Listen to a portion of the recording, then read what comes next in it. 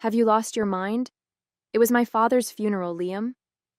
I screamed into my phone, barely recognizing my own voice.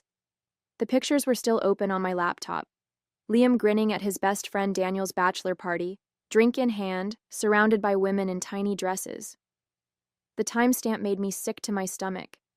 2:45 p.m. last Saturday, exactly when I was watching my father's casket being lowered into the ground. I called you 3 times that day. 3 times. And you texted back saying you were too sick to come. My name is Emma Collins, and at 28 years old, I never expected to lose both my father and my fiancé in the same week. Not that Liam was technically gone yet. He was still on the other end of the phone, stammering excuses about prior commitments and how Daniel really needed him there. But in my heart, I knew the man I thought I was going to marry had died the moment I saw those Instagram posts. The worst part wasn't even the partying or the women. It was the look of pure joy on his face while I was living through the darkest day of my life. I sat at my kitchen counter, still wearing one of my dad's old cardigans that I'd been living in since he passed, staring at the 3-carat ring on my finger that suddenly felt like it was burning my skin. You don't understand, Emma. Liam's voice took on that condescending tone I'd heard more often lately. Daniel's my best friend. This was his last big celebration before settling down. Your dad, well, he was already gone. It's not like me being there would have brought him back. The casual cruelty of his words hit me like a physical blow. My dad had always been quietly skeptical of Liam, gently asking me if I was sure about him even from his hospital bed. You'll figure him out eventually, sweet pea, he'd said with a knowing look. Now, just days after losing him, I finally understood what he'd seen all along. Looking back now, I should have seen the signs long before the funeral. My dad's battle with cancer had been brutal. 8 months of watching this strong, vibrant man who'd raised me single-handedly after Mom died slowly slip away.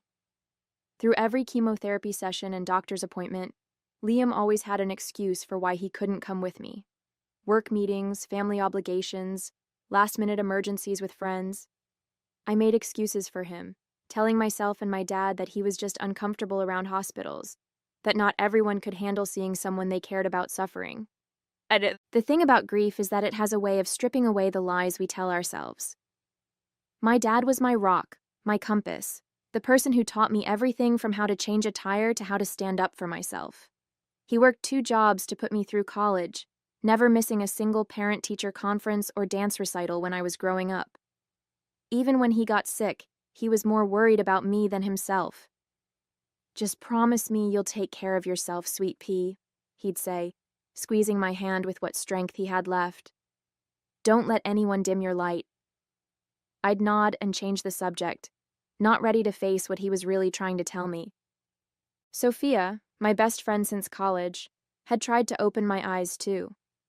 She'd notice how Liam would dismiss my opinions during dinner parties, or how he'd forget to invite me to important work events where other partners were welcome. He treats you like an afterthought, Emma, she'd say gently. But I was too invested in the fairy tale I'd built in my head.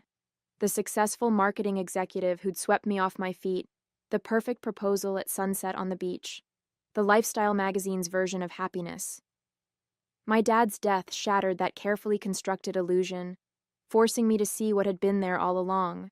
A man who could party while I buried my father, who could laugh while my world fell apart. I took a deep, shaky breath and looked at the photos again. There was Liam, playfully tossing cash at a dancer while my mascara was running down my face at the funeral. Another shot showed him carrying Daniel on his shoulders in a pool at 4 p.m., right when I was trying to hold it together during my dad's eulogy.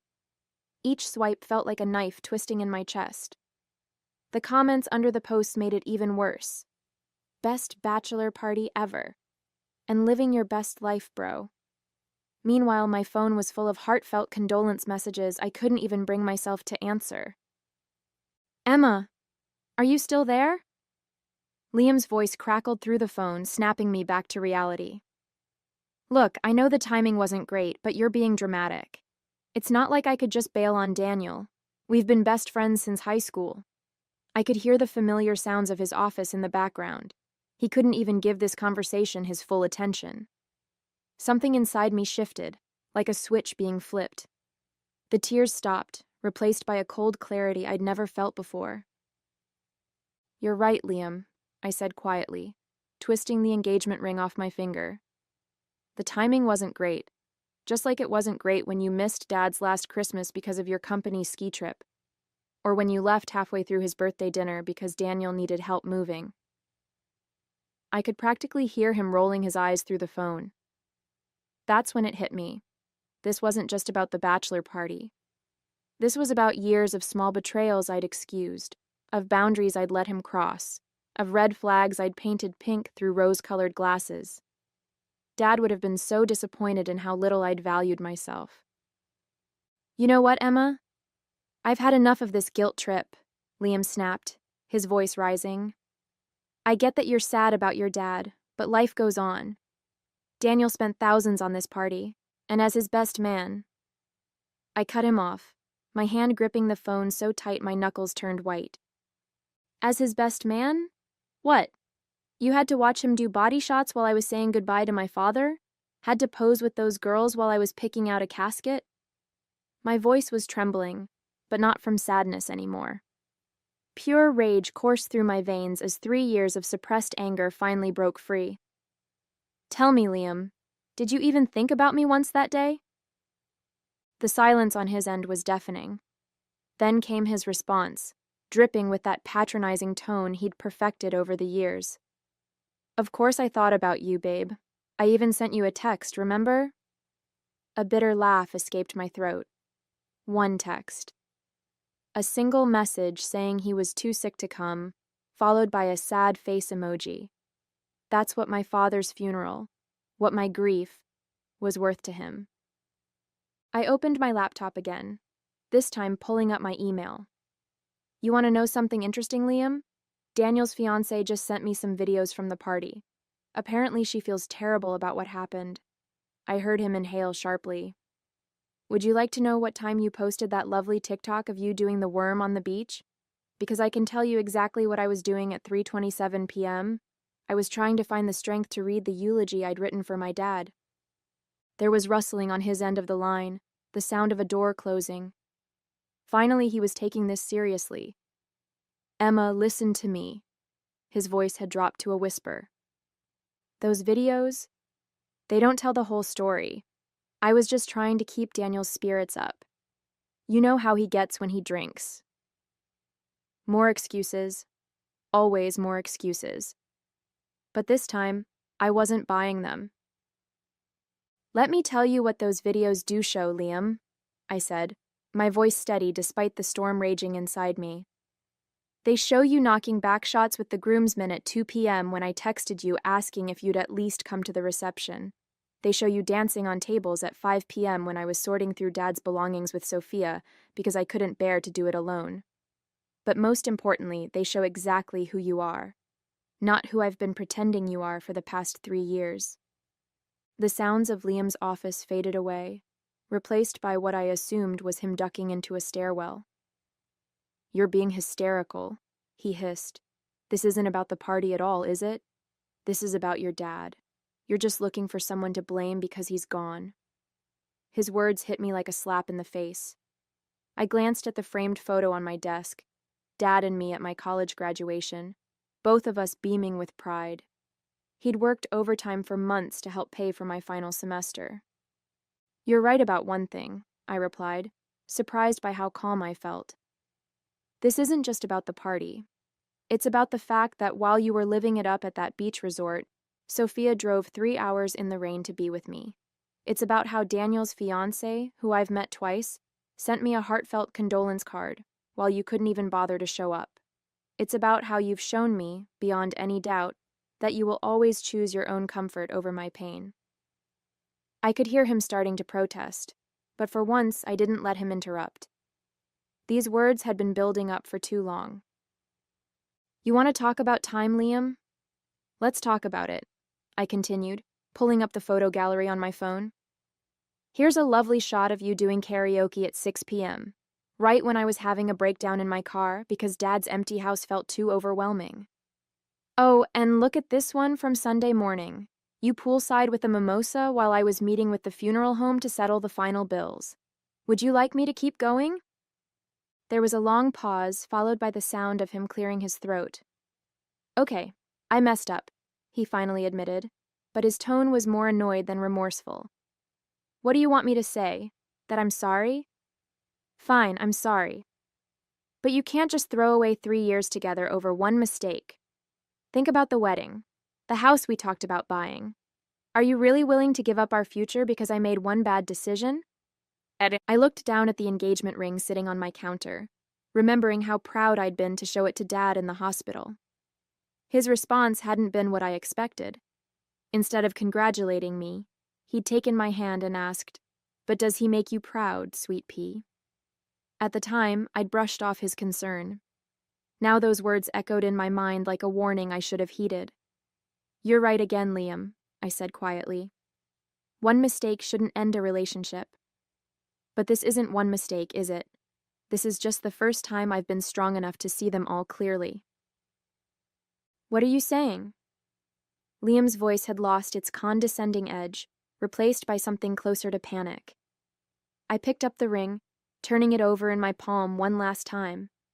All those nights I'd spent admiring how it sparkled, dreaming of our future together, felt like memories from another life now. A life where I was smaller, weaker, willing to accept scraps of affection and call it love. "I'm saying that my father's last gift to me was clarity," I replied, dropping the ring into an envelope along with the stack of photos I'd printed from Daniel's fiancé's social media. He spent his whole life showing me what real love looks like, showing up when it matters, choosing my happiness over his convenience, being there even when it's hard, especially when it's hard. My voice cracked slightly, but I pressed on. "And you, Liam, you've spent the last 3 years showing me exactly the opposite." The silence stretched between us, heavy with everything I'd left unsaid over the years. Every time I'd swallowed my disappointment when he bailed on family dinners, every forced smile when he'd dismiss my accomplishments at work, every tear I'd hidden when he'd choose his friends over me. Finally, Liam spoke, his voice tight with anger. "So that's it? You're really going to throw everything away over this?" "God, Emma, I knew you were sensitive, but this is ridiculous. You know what? Take some time to calm down. Call me when you're thinking rationally again." "Actually," I said, sealing the envelope with a sense of finality, "I am thinking rationally for the first time in years. The ring will be in your mailbox tomorrow. Don't try to contact me again." Before he could respond, I ended the call and blocked his number. My hands were shaking, but my mind was clear. Dad's voice echoed in my memory. "You'll figure him out eventually, sweet pea." As tears rolled down my cheeks, I smiled through them. "You were right, Dad," I whispered. "You were right all along." The next few weeks were a blur of condolence cards, well-meaning casseroles from neighbors, and a deafening silence from Liam's side of the world. I'd expected him to fight harder, to show up at my door with grand apologies and bigger promises. Instead, all I got was a series of increasingly angry texts from his sister about how I was breaking her brother's heart and being selfish. I blocked her number too. Sophia practically moved in with me during those first difficult days. She'd come over after work, armed with takeout and patience, sitting with me while I alternated between crying over Dad and raging about Liam. "You know what the worst part is?" I told her one evening, curled up on my couch in Dad's old cardigan. "I keep finding things I want to tell Dad about all this. Every time something happens, my first thought is still to call him." She just nodded, understanding that some pains don't need solutions. They just need witnesses. The real wake-up call came when I started packing up my dad's house. In his study, I found a letter he'd written to me just weeks before he passed. "My dearest Emma," it began, "if you're reading this, it means I'm no longer there to tell you these things in person. But there are some truths that need to be said." He went on to write about how proud he was of me, how much joy I'd brought to his life. Then came the part that made my heart stop. "I've watched you shrink yourself to fit into Liam's world, sweet pea. I've seen you dim your light to keep from outshining him. That's not the daughter I raised. That's not the woman you're meant to be. Reading those words, surrounded by the remnants of my dad's life, his favorite coffee mug still on the desk, his reading glasses folded neatly beside it, something shifted inside me. I realized that I wasn't just grieving Dad's death. I was grieving the person I'd become with Liam. The way I'd learned to make myself smaller, to apologize for having needs, to accept less than I deserved. Dad had seen it all, and in his final act of love, he'd given me permission to break free. That night, I did something I'd been avoiding. I opened my laptop and went through our old photos together. There was the night Liam proposed, me beaming at the camera while he looked slightly impatient, already checking his phone. Our last Christmas together, where he spent most of Dad's dinner party networking with my cousin's husband about potential business contacts. Even our happiest moments were tinged with signs I'd chosen to ignore. "Oh, Dad," I whispered to the empty room. "How did you see it so clearly when I couldn't see it at all?" 3 days later, the real test came. I was at the grocery store, mindlessly pushing my cart through the aisles, when I literally ran into Daniel and his new wife, Sarah. My heart jumped into my throat. These were the first people from Liam's circle I'd seen since everything happened. But before I could mumble an excuse and escape, Sarah stepped forward and hugged me tightly. "Emma, I am so sorry," she said, pulling back to look at me with genuine concern. "I've been wanting to reach out, but I wasn't sure if you'd want to hear from me. What Liam did, there's no excuse for it." Daniel stood awkwardly behind her, shifting from foot to foot, guilt written all over his face. I noticed he couldn't quite meet my eyes. "I tried to tell him not to come," Daniel finally blurted out. "When he showed up at the party, I asked him about the funeral. He said you'd told him not to worry about it, that you had plenty of support." The fluorescent lights of the grocery store suddenly felt too bright, the aisle too narrow. I should have known he was lying. I should have said something more. "I'm sorry, Emma." Something about their genuine remorse, standing there between the cereal boxes and canned vegetables, broke through the protective wall I'd built around myself. "You know what the funny thing is?" I said, surprising myself with a small laugh. "He didn't even reach out after Dad died. No flowers, no card. Just that one text claiming he was sick, then radio silence until I saw the party photos." Sarah's face darkened with anger, and I saw Daniel wince. "That's not even the worst part," Sarah added hesitantly. "He's been telling everyone that you ended things because you're emotionally unstable after your dad's death, that you're not thinking clearly and will come to your senses eventually." She pulled out her phone, showing me some of his recent social media posts, carefully crafted stories painting him as the patient, understanding Fiancé dealing with his grieving partner's irrational behavior. Instead of the fury I expected to feel, a strange calm washed over me. "You know what?" I said, straightening my shoulders. "Let him tell whatever story helps him sleep at night. The people who matter know the truth, and the people who believe his lies probably weren't meant to be in my life anyway." I saw respect flash across Sarah's face while Daniel looked even more ashamed. It's been 6 months since Dad passed away, and 4 months since I ended things with Liam. The grief still comes in waves. Some days I can smile at Dad's photos, other days I still reach for the phone to call him. But ending things with Liam?